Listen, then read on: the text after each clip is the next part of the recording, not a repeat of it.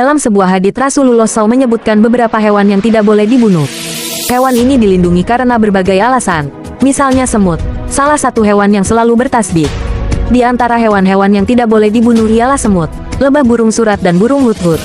Sebagaimana hadits Rasulullah SAW yang diriwayatkan oleh Abu Daud, Rasulullah SAW bersabda, Rasulullah melarang membunuh 4 macam hewan: semut, lebah, hudhud, dan surat. Hari Abu Daud. Mengutip buku kajian Islam profesi peternakan oleh Retno Widiano, dijelaskan bahwa hewan yang disebutkan dalam hadits ini merupakan hewan yang memberi manfaat bagi kehidupan. Hewan yang dilarang dibunuh.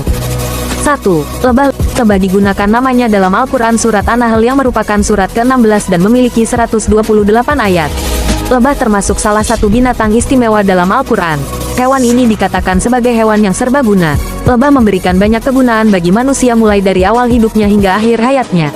Keistimewaan utama dari lebah adalah ia dapat menghasilkan madu yang berkhasiat sebagai obat dari berbagai penyakit. Bahkan Rasulullah menggunakan madu sebagai obat penyembuhan penyakit selain habatus sauda dan bekam. Budaya lebah dibaratkan oleh Nabi SAW sebagai tidak makan kecuali yang baik, tidak menghasilkan kecuali bermanfaat, dan tidak merusak sesuatu. Dalam surat An-Nahl, Allah mewahyukan kepada lebah untuk membuat sarang-sarang di perbukitan, pepohonan, dan bangunan-bangunan yang dibuat manusia. Sarang yang di lebah berbentuk segi 6. Ini adalah bentuk yang paling sempurna, paling simetris, dan paling kokoh. 2. Semut. Berdasarkan cerita Rasulullah SAW, bahwa seekor semut pernah menggigit salah seorang nabi, konon Nabi Musa AS.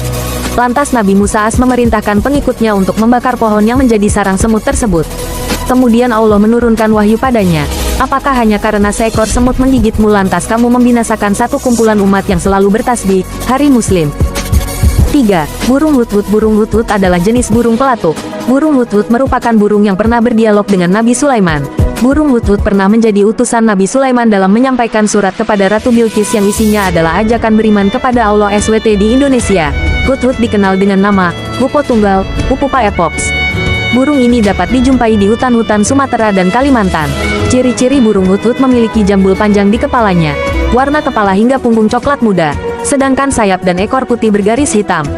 4. Burung surat. Burung surat dilarang untuk dibunuh lantaran memiliki manfaat pada lingkungan.